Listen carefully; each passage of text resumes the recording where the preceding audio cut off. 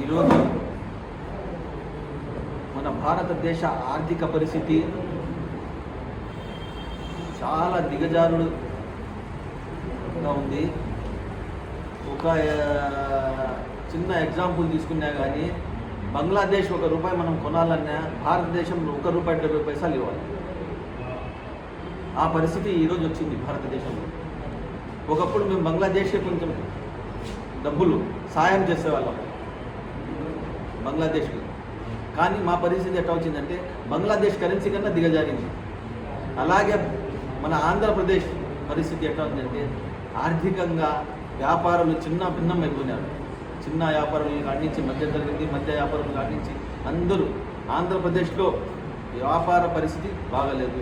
అలాగే కడపలో నేను ఊహ తెలిగినప్పటి నుంచి వైవి స్ట్రీట్లో తిరగాలంటే మనిషికి మనిషి ఆనుకొని తిరగాలి. కానీ ఈరోజు పరిస్థితి ఏముందంటే వైవి స్ట్రీట్లో అంగడి తెరిచినప్పుడు మన కడపలో ఉంటారు బోనీ జరగలేదని. అంగడి తెరిచి వైవి స్ట్రీట్లో అంగడి బంద్ చేసిందాక ఏం వ్యాపారం జరగలేదు, ₹1 సంపాదించలేదంటే ₹1000 ఖర్చు అవుతున్నాడు. అలాంటి పరిస్థితుల్లో ఎంతోమంది చాలా ఇబ్బందికి గురి అవుతున్నారు ఆర్థికంగా వ్యాపారస్తులు. అందుకోసం ఈ ప్రభుత్వాలు వ్యాపారస్తులు ఏం పరిస్థితులు ఉన్నారు, మన ఆర్థిక వ్యవస్థ ఎలా ఉంది అనేది ఆలోచన కాకుండా వీళ్ళు ఇష్టం వచ్చినట్టు రాజకీయం చేసి వీళ్ళు ఇష్టం వచ్చినట్టు గవర్నమెంట్ నడిపి ఆలోచన లేకుండా ఒక దూరపు ఆలోచన రాకుండా వీళ్ళు ఇష్టం వచ్చినట్టు చేస్తున్నారు. వీళ్ళు ఆర్థికంగా ఫైనాన్స్ పైన మన కరెన్సీ పైన ఎందుకు దిగజారింది ఏం కథ అనేది కూడా ఆలోచించకుండా ఇలా చేస్తే ఇంకా మనము చాలా దయాన స్థితిలో పోతాము.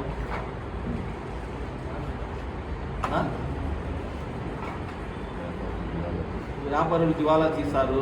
వ్యాపారులు ఇంతకుముందు ఇప్పుడు దాకా చాలా వ్యాపారులు దివాలా చేశారు. ఇప్పుడు వైవి స్ట్రీట్లో ముందు టోయిలెట్ బోర్డు అనేది కనపరాలేదు. ఇప్పుడు టోయిలెట్ బోర్డు ఒక సంవత్సరం నుంచి రూమ్ ఖాళీ ఉంది వైవి స్ట్రీట్లో, మీకు తెలిసే ఉంటుంది. అలాగే ఇలాంటి పరిస్థితులు ఉన్నాయి. ఈ అన్ని పరిస్థితులు గమనించి గవర్నమెంట్ వ్యాపారస్తులకు, బిజినెస్ మ్యాన్లకు, చిన్న పెద్ద వ్యాపారస్తులకు వాళ్ళకు సహాయ సహకారం అందించి ఏదైనా బిజినెస్ గురించి ఆలోచించి ఒక నిర్ణయం తీసుకోవాలని నేను కోరుకుంటున్నాను.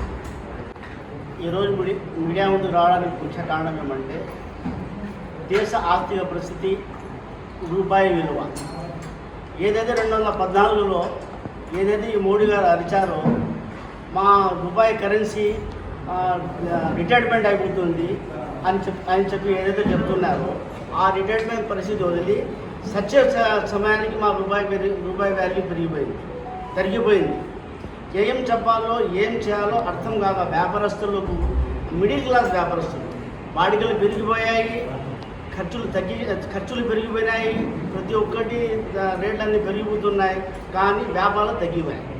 వ్యాపారం తగ్గిపోయిన తర్వాత ఏం చేయాలా, ఎట్లా చేయాలా, పెద్ద పెద్ద కార్పొరేట్ సెక్టార్లకైతే ప్రభుత్వాలు రుణమాఫీ చేస్తున్నాయి, వాళ్లకు అన్ని విధాలా దోచిపెడుతున్నాయి.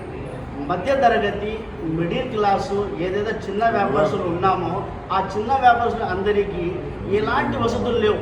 మేము ఒక ₹1,00,000 లోన్ తీసుకోవాలన్నా కూడా ఎన్ని ఆధారాలు పెట్టాలంటే అన్ని ఆధారాలు పెట్టాలా, పైనుంచి కింది వరకు 20,000 కమిషన్ పెట్టాలా. ఆ పరిస్థితి తయారైంది లోన్ల గురించి. రెండో విషయం ఏమంటే 2014 నుంచి జిఎస్టీ వచ్చిన తర్వాత అయితే ఇంకా ఘోరంగా తయారైన వ్యాపారాలు ఎంత ఘోరంగా తయారైనాయంటే ఏం చెప్పలేము, ఏం చేయలేము. ముందు అయితే ఏదో సంపాదించుకున్న వాళ్ళు, కొత్తగా రాని వాళ్ళు, పాతగా వ్యాపారస్తులు ఉన్న వాళ్ళే నిలదొక్కుంటున్నారు. కానీ మిగతా వాళ్ళందరూ నిరుద్యోగులుగా తయారై ఏదో ఆ ఊరికి పోయి బతుకుందాం, ఈ ఊరికి పోయి బతుకుందాం, కోవిడ్కి పోయి బ్రతుకుందాం, సౌదికి పోయి బ్రతుకుందాం అనే విధంగా తయారైంది సమాజం. అయ్యా మీరు పెద్ద పెద్ద కార్పొరేట్ సెక్టార్లకు ఏదైతే రుణమాఫీ చేస్తున్నారో మధ్యతరగతి వ్యాపారస్తులకు బాడిగలు తగ్గించి ప్రజల్లో ఏదైతే లోకల్ కరెన్సీ తిరగడం లేదో, వ్యాపారాలు తగ్గిపోయినాయో దాని గురించి ఏదైనా అవగాహనగా వ్యాపారస్తులను కూర్చోబెట్టి ఏదైనా సలహాలు చేసి అందరి ఆర్థిక పరంగా కానీ, బ్యాంకుల పరంగా కానీ, రుణాల పరంగా కానీ మద్దతు ఇస్తే చాలా బాగుంటుందని నేను ప్రభుత్వాన్ని కోరుకుంటున్నాను.